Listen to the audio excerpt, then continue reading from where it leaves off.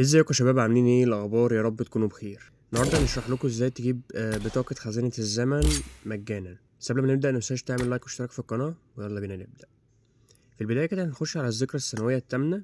هتدخلنا على الواجهه دي زي ما انتم شايفين. بدء الملخص بيجيب لك قد ايه انت لعبت، والسيزونات اللي فاتت، واحصائياتك كامله. تمام. فبتبدا تحمل هنا زي ما انتم شايفين، وبيقول لي انت لعبت من كذا 2024 شهر واحد كده. ده الايميل اللي مش اساسي عامه يعني.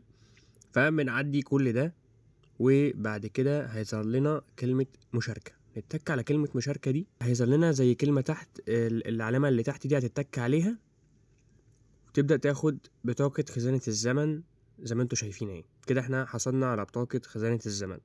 هنطلع ونخش على البطاقات، نخش على الذكرى السنوية، ننزل تحت. البطاقة اهي بتاعت خزانة الزمن موجودة تحت. بس ده كان سر الحصول عليها يعني. وده كنا وصلنا لآخر الفيديو. متنساش تعمل لايك واشتراك في القناة. سلام.